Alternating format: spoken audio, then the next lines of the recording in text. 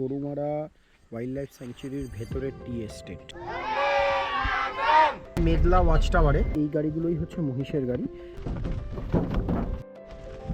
এটাই হচ্ছে Medla watch tower. হাতির পায়ের ছাপ এই যে।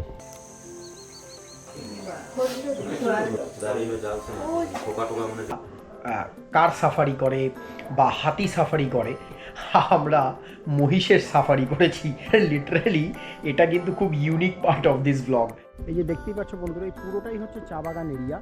এই রাস্তা দিয়ে সোজা আরও ভেতরে গেলে একটা ভিলেজ আছে, একটা গ্রাম মতো জায়গা আছে।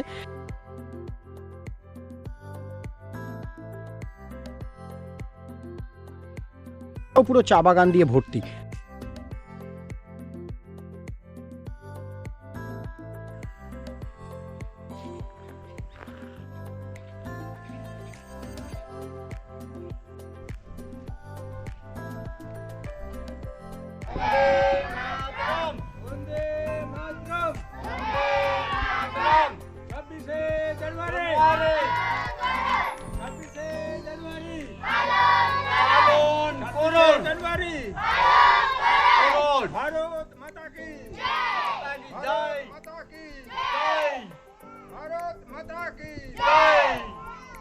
আমরা এখন যাচ্ছি হলো লালপুলের দিকে।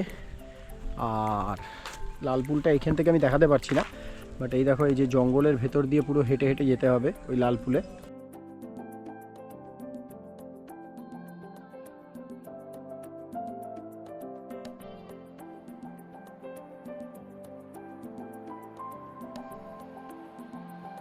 বন্ধুরা এই যে দেখো, এগুলো হচ্ছে হাতির পায়ের ছাপ। এই যে এগুলো, ওরে বাপ রে বাপ, কত বড়! বাহ!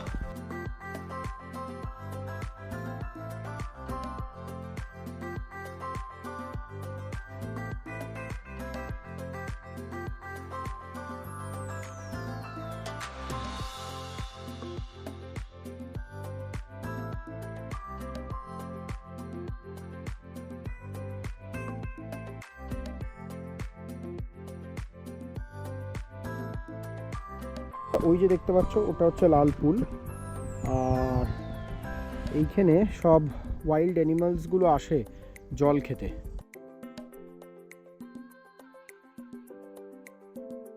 যাচ্ছি মেদলা ওয়াচ টাওয়ারে। আর লাটাগুড়ি বাজার থেকে তোমরা যে কোনো ওয়াইল্ড লাইফ সাফারি বুকিং কাউন্টারে এসে তোমরা এখান থেকে গাড়ি বুক করতে পারো। কস্টিং পড়ে মানে মেদলা ওয়াচ টাওয়ার যেতে গেলে 1000 টাকা up and down. Total kilometre যেটা মানে এক সাইড, ওয়ান সাইড যেতে কিলোমিটার পরে হচ্ছে 20 থেকে 25 কিলোমিটার। আর চলো, আর ওখানে গিয়ে বিভিন্ন শিফটে সাফারিও করা যায়।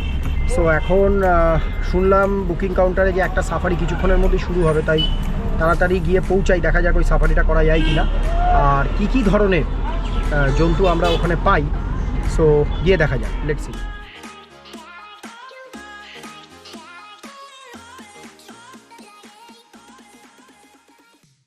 লাটাগুড়ির যে জঙ্গল সাফারি হয়, মানে যারা জঙ্গল সাফারি করতে আসবে, এখানে না 3টে শিফটে তোমার জঙ্গল সাফারি করা যায়।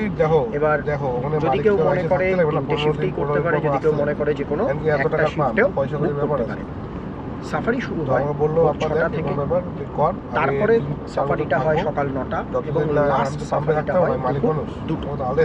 সকাল 6টা মানে ভোর 6টা আর 9টা সাফারির কস্ট হচ্ছে 2250 টাকা পার গাড়ি। প্রত্যেকটা গাড়িতে 6 জনের বেশি কিন্তু অ্যাকোমোডেট হবে না।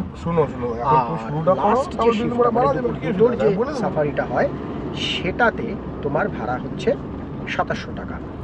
ভাড়া এই জন্য বেশি কারণ দুপুরের এই লাস্ট শিফটটাতে একটা ট্রাইবাল ড্যান্স থাকে, যেটা ওই সকালের যে শিফটগুলো হয় সেটাতে কিন্তু ইনক্লুড থাকে না। সো যারাই লাটাগুড়ি আসবে এবং জঙ্গল সাফারি করার কথা ভাববে, তারা সোজা লাটাগুড়ি বাজারে এসো এবং ওখানে অনেকগুলো সাফারি বুকিং কাউন্টার আছে, সেখান থেকে তোমরা গাড়ি বুক করে তোমরা ইজিলি যেতে পারো। এছাড়া যদি কেউ মনে করে যে মেদলা ওয়াচ টাওয়ারে গিয়ে সেই সাফারিটা করবে, সেটাও তোমরা ডেফিনেটলি করতে পারো।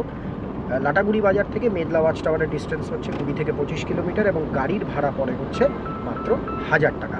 এবং ওই মেদলা ওয়াচ টাওয়ারে গিয়ে একটা গাইড নিতে হয়। সেই গাইডের কস্টিংটা আমি এই মুহূর্তে জানি না, কারণ আমিও ওখানেই যাচ্ছি মেদলা ওয়াচ টাওয়ারে। সো সেখানে গিয়ে গাইডের কস্টিংটা জানবো। তবে অ্যাপ্রক্স শুনেছি 300-400 টাকা মতো কিন্তু গাইড ভাড়া নেয়। সো যারা যারা আমার এই ব্লগটা ওয়াচ করবে এই পোর্শনটা ভালো করে দেখো। আর আমি যার গাড়িতে যাচ্ছি সেই দাদার নাম হচ্ছে বাপ্পা সেন, তাই তো? হ্যাঁ, বাপ্পা সেনদা। তো আমি আমার ব্লগের ডেসক্রিপশন বক্সে, ইভেন ব্লগের মানে ভিডিওতেও আমি ওনার নাম এবং কন্ট্যাক্ট নাম্বার দিয়ে দেবো, তোমরা ডাইরেক্ট ওনাকে যোগাযোগ করো। আর লাটাগুড়ির যে সাইট সিন আছে প্লাস দার্জিলিং তার সাথে যে সাইট সিন আছে সেগুলো তোমরা এই দাদার সাথে করতে পারো। দাদা ভীষণ ভালো, এবং তোমরা অবশ্যই আমার এই ব্লগে ওনার নাম্বারটা তোমাদের মোবাইলে সেভ করে রেখো। আর যারা যারা আসবে তারা ওনাকে ডাইরেক্ট যোগাযোগ। এই যে বন্ধুরা চলে এসেছি মেদলা ওয়াচ টাওয়ারের এখানে, আর এই হচ্ছে এন্ট্রি গেট। এখন যাব জঙ্গলের ভেতরে। আমাদের মাননীয় মুখ্যমন্ত্রী একটা খুব দুর্দান্ত ঘোষণা করেছে যে যে কোনো জঙ্গলে তোমরা যখন সাফারি করতে যাবে তার যে এন্ট্রি টিকিট সেটা সম্পূর্ণ ফ্রি করে দিয়েছে। কিন্তু যেটা ম্যান্ডেটারি করেছে সেটা হলো যে এখানে একটা গাইড তোমাদেরকে নিতেই হবে।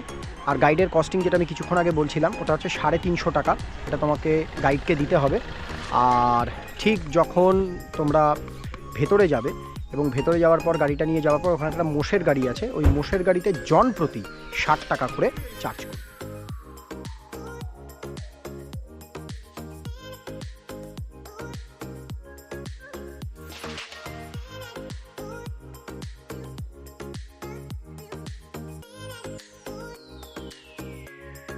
এটা হচ্ছে গভর্নমেন্ট বাংলো ঠিক বলবো না, মানে গভর্নমেন্ট রিসর্টই এগুলো। গভর্নমেন্ট ওয়েবসাইট থেকে তোমাকে ফরেস্ট ডেভেলপমেন্ট কর্পোরেশনের ওয়েবসাইট থেকে ভিজিট করতে হবে। আর এই যে জায়গাটা দেখছো এই জায়গাটার নাম হচ্ছে কালীপুর। মানে কালীপুরে এসে তারপরে এখান থেকে মহিষের গাড়ি করে কিন্তু ওই গরুমারার ভেতরে ওয়াইল্ড লাইফ সাফারিটা কিন্তু করতে হবে। এই গাড়িগুলোই হচ্ছে মহিষের গাড়ি, আর এগুলো করেই আমাদেরকে ওই ওয়াচ টাওয়ারে যেতে হবে, মানে মেদলা ওয়াচ টাওয়ারে। জন প্রতি খরচা পড়ে 60 টাকা করে এই গাড়িতে যেতে গেলে।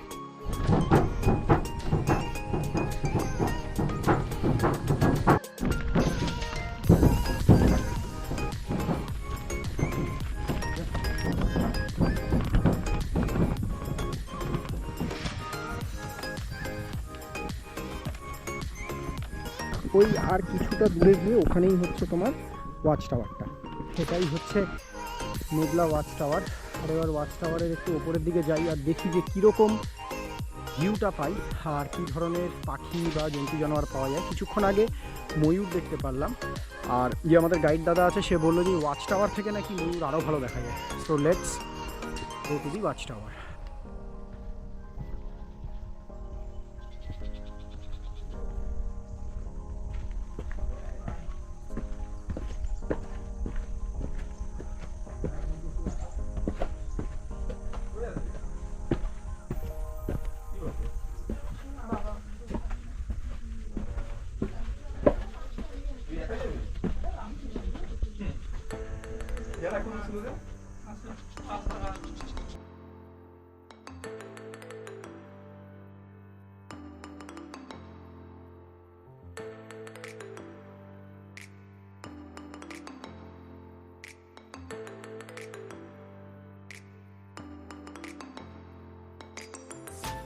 মুক্তি দোলনা জঙ্গলটাল সাইডে আছে তাই তিনটা মুক্তি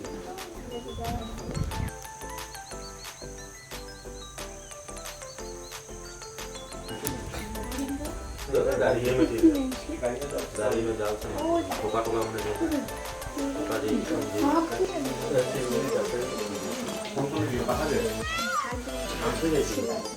কালকে 12টা একটা দিকে করে দেব না পিঠাবো না কালকে করে দেব।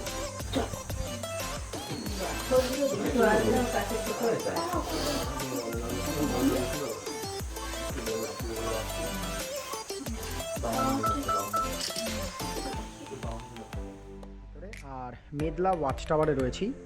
সো আমরা দেখতে পেয়েছি ময়ূর, গন্ডার অনেকটা দূরে ছিল, গন্ডার দেখতে পেয়েছি, ময়ূর দেখতে পেয়েছি, হাতি দেখতে পেয়েছি, সার্বিয়ান বার্ডও আমরা এখানে কিন্তু পেয়েছি।